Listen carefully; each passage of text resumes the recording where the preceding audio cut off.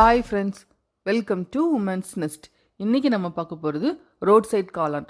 Road side காளான் எப்படி செய்கிறதுன்னு பார்க்குறதுக்கு முன்னாடி நம்ம உமன்ஸ் நெஸ்ட் சேனலை ஃபஸ்ட் டைம் பார்க்குறவங்களா இருந்தீங்கன்னா கீழே இருக்கிற ரெட் கலர் சப்ஸ்கிரைப் பட்டனை ப்ரெஸ் பண்ணிவிடுங்க.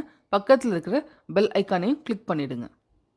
காளான் செய்கிறதுக்கு இன்றைக்கி 200 கிராம் முட்டைக்கோஸ் இந்த மாதிரி துருவி எடுத்துருக்கிறேன். 200 கிராம் காளானை இந்த மாதிரி கட் பண்ணி எடுத்து வச்சுருக்கிறேன். ரெண்டுத்தையும் இப்போ போய் நல்லா தண்ணியில் வாஷ் பண்ணி எடுத்துகிட்டு வந்துடலாம். முட்டைக்கோசையும் காளானையும் நல்லா வாஷ் பண்ணி எடுத்து வச்சுருக்கிறேன். இப்போ 1/2 கப், அதாவது 100 கிராம் இருக்கும் கார்ன்ஃப்ளவர் மாவும் மைதா மாவும் சேர்த்துக்கோங்க. கொஞ்சமாக கலர் பொடி, சிக்கன் மசாலா, கறி மசாலா, மட்டன் மசாலா, தேவையான அளவு உப்பு சேர்த்து நல்லா மிக்ஸ் பண்ணிக்கோங்க. நல்லா மிக்ஸ் பண்ணிவிட்டு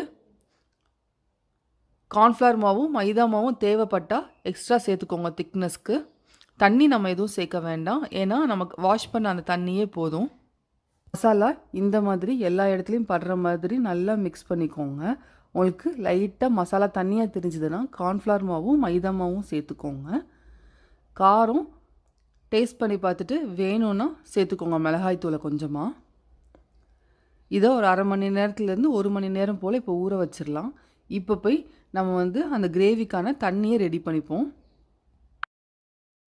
கிரேவி செய்கிறதுக்கு 2 வெங்காயம், 2 தக்காளி, கொஞ்சமாக கொத்தமல்லி, புதினாவை நல்லா பேஸ்ட்டாக அரைச்சி எடுத்துகிட்டு வந்துடலாம்.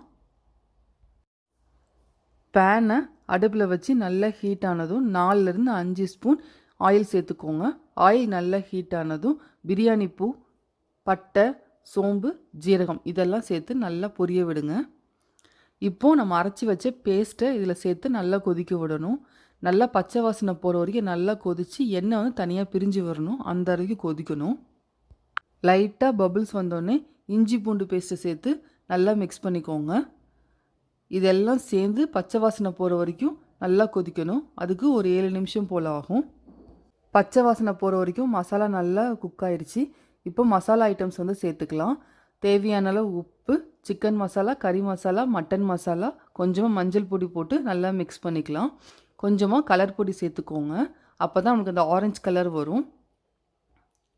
சேர்த்து நல்லா மிக்ஸ் பண்ணிவிட்டு தேவையான அளவு நிறையவே தண்ணி விட்டுக்கலாம். 5லேருந்து 6 டம்ளர் தண்ணி விட்டு நல்லா கொதிக்க விடுங்க. இந்த மசாலாவோட பச்சை வாசனை போகிற வரைக்கும் இந்த தண்ணி நல்லா கொதிக்கட்டும்.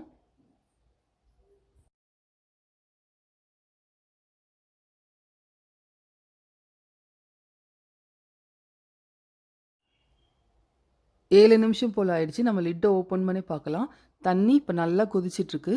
இந்த டைமில் கார்ன்ஃப்ளவரை இந்த மாதிரி நல்லா கரைச்சி கூட சேர்த்துக்கோங்க.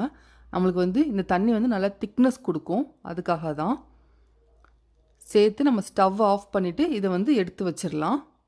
இப்போ நம்ம காளானை ஃப்ரை பண்ணிட்டு வந்துடுவோம். பேனில் ஆயில் சேர்த்து நல்லா ஹீட் பண்ணதுக்கப்புறம் நம்ம ரெடி பண்ணி வச்ச காளானை இந்த மாதிரி தட்டையாக வடை மாதிரி தட்டி ஆயிலில் சேர்த்துக்கோங்க. இது நல்லா பக்கோடா மாதிரி பொரிஞ்சு வரணும். நல்லா கிறிஸ்பியாக வர வரைக்கும் ஆயிலை ஃப்ரை பண்ணி எடுத்துக்கலாம். லைட்டாக ஹீட் ஆனதும் திருப்பி போட்டுக்கலாம். இது சட்டியில் ஒட்டவே ஒட்டாது, ஏன்னா நம்ம கார்ன்ஃப்ளவர் மாவும் மைதா மாவும் நிறைய சேர்த்துருக்கோம். இப்போது நல்ல ப்ரௌன் கலரில் கிறிஸ்பியாக வந்துருச்சு. இதை ஒரு பிளேட்டில் ட்ரான்ஸ்ஃபர் பண்ணிக்கலாம். இப்போது பக்கோடா மாதிரி நல்லா உதுத்து போட்டுக்கோங்க. இப்படியும் போட்டுக்கலாம், வடை மாதிரி தட்டியும் போட்டுக்கலாம். உங்களுக்கு எது ஈஸியாக இருக்குதோ நீங்கள் அந்த மாதிரி போட்டு எடுத்துக்கோங்க. இதுவும் நல்லா பக்கோடா மாதிரி பொரிஞ்சதுக்கப்புறம் நம்ம ஒரு பிளேட்டில் ட்ரான்ஸ்ஃபர் பண்ணிக்கலாம்.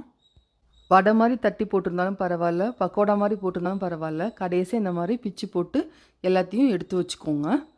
இப்போ போய் நம்ம காளான் எப்படி பண்ணுறதுன்னு பார்க்கலாம். இரும்பு கடாயை எடுத்து நல்லா ஹீட் பண்ணிக்கோங்க. ஹீட் ஆனதும் நம்ம ரெடி பண்ணி வச்ச மசாலா தண்ணியை 2லேருந்து 3 கரண்டி சேர்த்து நல்லா ஹீட் பண்ணிக்கலாம். மசாலா தண்ணி லைட்டாக ஹீட் ஆனதும் நம்ம ரெடி பண்ணி வச்சுருக்கிற காளான் பக்கோடாவை சேர்த்துக்கலாம். சேர்த்து நல்லா மிக்ஸ் பண்ணி விடுங்க. இந்த மசாலா தண்ணி காளான் கூட நல்லா உள்ள வரைக்கும் மிக்ஸ் ஆகி நல்லா வரணும். தேவைப்பட்டால் நீங்கள் கொஞ்சமாக தண்ணி சேர்த்துக்கோங்க. சேர்த்து நல்லா ஒரு கிரேவி கன்சிஸ்டன்சிக்கு வந்ததுக்கப்புறம் நம்ம ஸ்டவ் ஆஃப் பண்ணிடலாம். மசால் தண்ணியும் காளானும் சேர்ந்து நல்லா கிரேவி கன்சிஸ்டன்சிக்கு வந்துருச்சு. இப்போ நம்ம ஸ்டவ் ஆஃப் பண்ணிவிட்டு சர்வ் பண்ணிக்கலாம். இது ஒரு 2 பிளேட் வரைக்கும் நம்ம சர்வ் பண்ணலாம். இப்போது ஒரு பிளேட்டில் நம்ம ரெடி பண்ணி வச்ச காளான் கிரேவியை சேர்த்துக்கலாம். சேர்த்து மேலே கொஞ்சமாக வெங்காயத்தை தூவி விட்டுக்கோங்க.